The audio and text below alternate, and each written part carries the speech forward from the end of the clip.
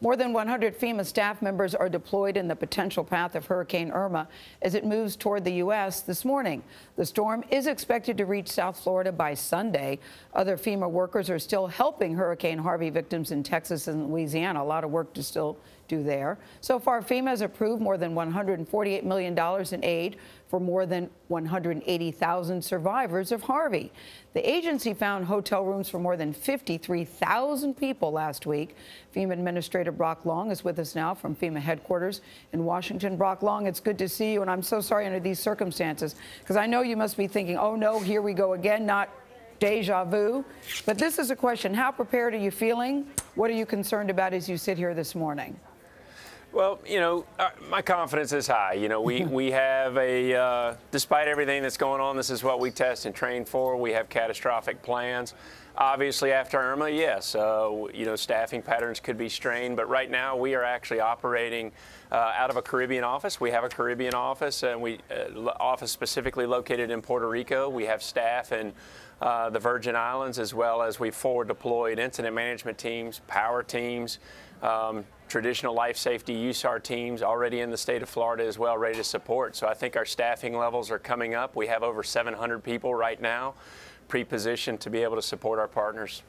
There are reports that FEMA's disaster relief fund is down to its last $1 billion and that it could run out of money by Friday. Can you confirm that? What's the status of your resources?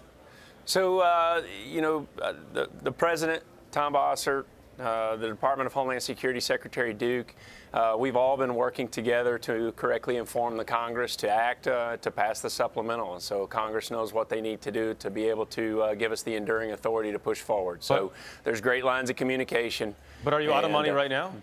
No, we're not. And we're not going to let money get in the way of saving lives either.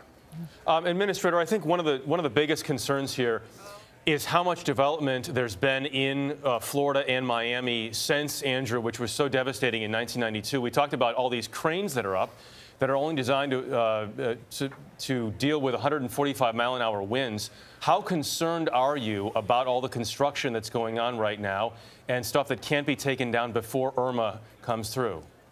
I can't speak to the number of cranes or the amount of construction. Obviously, there's a lot of construction that's taking place. I think one of the things that Florida had was the 2001 building code. So hopefully a lot of the structures that were built after 2001 were at least built to a Category 3 wind standard within the state. Now, I know there's been a lot of controversy over that building code law passed, but hopefully a lot of the new construction that was complete is at least designed to withstand winds up to a Cat 3. I know I heard you say that you're prepared and this is a job you do, but you certainly don't like to do it back to back the way you have to do it this time. Are there any lessons that you learned from Harvey that you know will make it better for you to deal with Irma?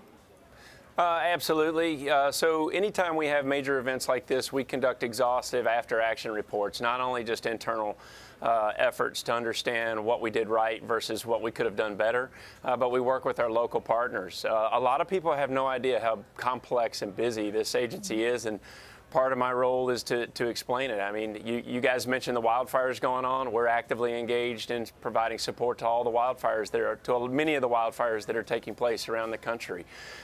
We're actually reassessing our staffing levels at other disasters across the country. We've been in 25 states helping support other disasters before all of this began. So we're having to reassess how our staffing patterns in other states and how we mobilize, and we're ready to perform the life safety missions of Irma. I know you get the latest and best information from the National Weather Service and others. This morning, where are you most worried about in Florida? Well, obviously, I never put a lot of confidence in a 5-day forecast. And so what I mean by that is that it's no disrespect to our partners down at the National Hurricane Center. We have some of the best meteorologists on the globe down there.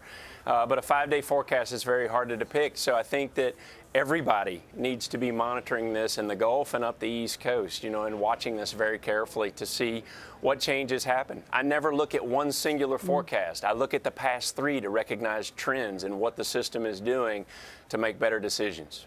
That's really good advice about looking at the 5-day, because as you know, Brock, it changes on a dime. Yep, it can. Really good point. Thank you. Brock Long, thank you very much. Thank you.